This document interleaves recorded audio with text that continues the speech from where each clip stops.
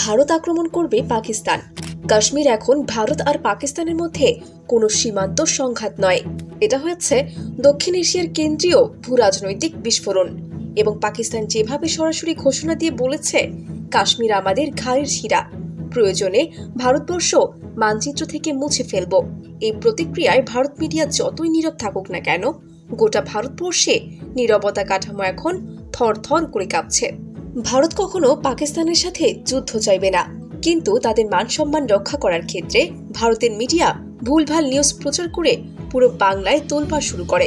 বর্তমানে বিশ্ব জানে, ভারত যতই মুখে কথা বলুক না কেন, তারা কখনোই পাকিস্তানের দিকে চোখ তুলে তাকাতে পারবে না। কারণ ভারতবর্ষের প্রতিটি মানুষ জানে, পাকিস্তানের পাশে সবসময় ওপার বাংলার মানুষ আছে। কিন্তু ভারতের দাদা বাবুরা তারা ভাবে তাদের মামা আমেরিকা তাদের সবসময় সাপোর্ট করবে। দাদা বাবুরা হয়তোবা ভুলে গেছে, আমেরিকা সবসময় ভারতকে ব্যবহার করে আসছে। এদিকে পাকিস্তান ভারতের দিকে 36টি মিসাইল তাক করে রেখেছে। ভারত ভয়ে থর থর করে কাঁপছে।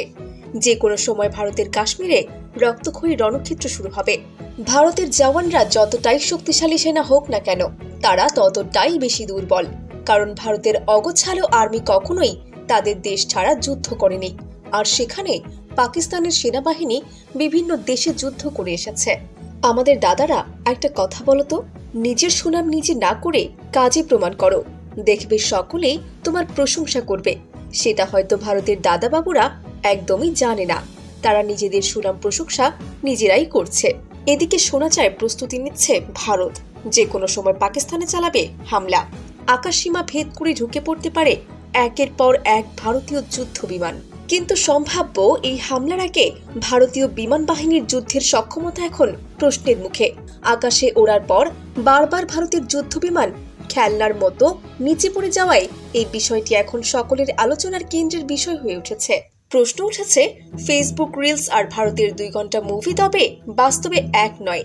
ভারত তবে কি মুভির মধ্যে পাকিস্তান দখল করে নেওয়ার চিন্তা করছে নাকি? এই বিষয়টা নিয়ে এখন সবাই চিন্তিত। কারণ ভারত কবে যে পাকিস্তানকে মুভির মতো দখল করে নেয় তা আবার বলা যায় না। অন্যদিকে আমরা তো জানি, জন্মলগ্ন থেকে একে অপরের চিরশত্রু হিসেবে বিবেচনা করে এসেছে। ভারত পাকিস্তান সম্পর্ক স্থিতিশীল রাখতে নানা চুক্তি স্বাক্ষরিত হলেও দুই দেশের উত্তেজনা কখনোই শেষ হয়ে যায়নি। ভারত শাসিত কাশ্মীরের পেহেলগামে সম্প্রতি সন্ত্রাসী হামলাকে কেন্দ্র করে দুই দেশের সম্পর্কের উত্তেজনা ফের তুঙ্গে। এমন পরিস্থিতিতে আলোচনায় এসেছে ভারতের সামরিক বাহিনী। দিল্লির সামরিক চুক্তি নিয়ে পুরানো জিজ্ঞাসা নতুন করে তুলেছে বিশ্লেষকরা।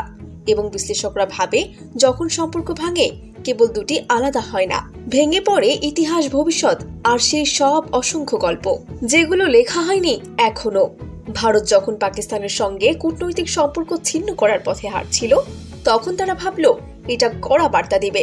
কিন্তু কেউ কি ভেবেছে এই সম্পর্ক ভেঙে ভারত কোন গহ্বরে পা রাখছে? কাশ্মীরের পেহেলগামে সন্ত্রাসী হামলায় 26 জন নিহত হওয়ার পর ভারত ক্ষোভে ফেটে পড়ে। সীমান্ত পেরিয়ে যারা অস্ত্র হাতে নিরীহ মানুষকে হত্যা করে, তাদের বিরুদ্ধে কঠোর অবস্থান নেওয়াটাই ছিল স্বাভাবিক। কিন্তু সেই প্রতিক্রিয়া এসে ঠেকল কূটনৈতিক বিচ্ছেদে। ভারতের বিদেশি মন্ত্রণালয় একে প্রয়োজনীয় প্রতিরক্ষামূলক ব্যবস্থা বলে উল্লেখ করল। দূতাবাস বন্ধ, হাই কমিশনের প্রত্যাহার, বাণিজ্য বন্ধ, সিদ্ধান্তগুলো একের পর এক কার্যকর হলো। পাকিস্তানের সঙ্গে ভারতের সম্পর্ক এমনিতে ছিল নাড়ি ভুড়ি ছেঁড়া। আর কাশ্মীর ইস্যুতে চলমান সন্ত্রাসবাদ সেই ক্ষতকে রক্তাক্ত করে চলেছে বহু বছর ধরে।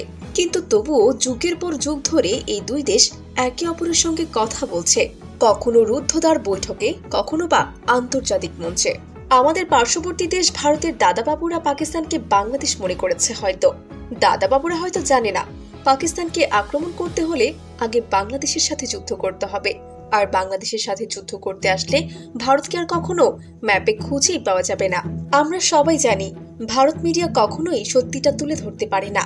কখনো কখনো সবচেয়ে ভয়ঙ্কর নাটকগুলো ভারতীয় মিডিয়ায় তুলে ধরে মানুষের মধ্যে ক্ষোভ সৃষ্টি করে। কাশ্মীরে হামলার কারণে ভারতের দাদাবাবুরা সবসময় পাকিস্তানকে দোষারোপ করছে। ফলে দুদেশের মধ্যে আরেকটি যুদ্ধের আশঙ্কা ক্রমেই বাড়ছে। কিন্তু গুরুত্বপূর্ণ প্রশ্ন হচ্ছে, সিন্ধু পানি চুক্তি স্থগিত করে ভারত কি পাকিস্তানের পানির প্রবাহ আটকাতে পারবে? আন্তর্জাতিক আইন কি বলে? ভারতের এই পদক্ষেপ নিয়ে দেশটির বিশেষজ্ঞরাই দ্বিমত প্রকাশ করেছে। সিন্ধু পানি চুক্তি স্থগিতে ভারতের সিদ্ধান্তে তীব্র ক্ষোভ প্রকাশ করে পাকিস্তান বলে, বিশ্বব্যাংকের ইচ্ছায় এই চুক্তি হয়েছে, তাই চুক্তি ভারত এককভাবে স্থগিত করতে পারবে না। সিন্ধু অববাহিকার নদীর পানি পাকিস্তানের জন্য একটি জাতীয় ইস্যু, যা দেশের মানুষের জীবন জীবিকার সাথে গভীরভাবে সম্পৃক্ত। তাই সিন্ধুর পানি স্থগিত করলে, বিষয়টিকে যুদ্ধের সামিল বিষয়ে গণ্য করলে সর্বশক্তি দিয়ে তা প্রতিহত করা হবে। সিন্ধু অববাহিকায় দুদেশের মধ্যে প্রবাহিত অন্তঃসীমান্ত নদীর পানি বন্টন নিয়ে বিশ্বব্যাংকের মধ্যে স্থিততায় ভারত ও পাকিস্তানের 1960 সালে চুক্তিটি স্বাক্ষরিত হয়। এটি অন্তঃসীমান্তের বিশ্বের দ্বিপক্ষীয় চুক্তিগুলোর মধ্যে একটি। এই চুক্তির আওতায় সিন্ধু অববাহিকার পূর্ব দিকে অবস্থিত 3টি নদী রাভি, বিয়াস ও সুতলেজ এর পানি ব্যবহার করবে। অন্যদিকে অববাহিকার পশ্চিম দিকের 3টি শাখা নদী সিন্ধু, ঝিলেম, চিনাব এর পানি প্রবাহের 80% পাকিস্তান আর 20% ব্যবহার করবে ভারত। সেভাবেই দীর্ঘদিন ধরে চলে আসছে, কিন্তু ভারত মাঝে মধ্যেই পাকিস্তানকে সিন্ধু নদীর পানি দিতে অস্বীকার করে।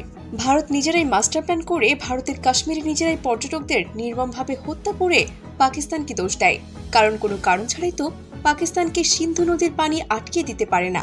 ভারত যদি কোনো কারণ ছাড়া পাকিস্তানকে পানি না দেয়, তবে ভারতকে বিশ্বমুখে প্রশ্নের পাত্র হতে হবে। তাই ভারত কৌশল কূটনৈতিক ব্যবহার করে হত্যাকাণ্ড করে। ভারতের দাদারা নিজেদের চালাক চতুর বুদ্ধিমান ভাবে।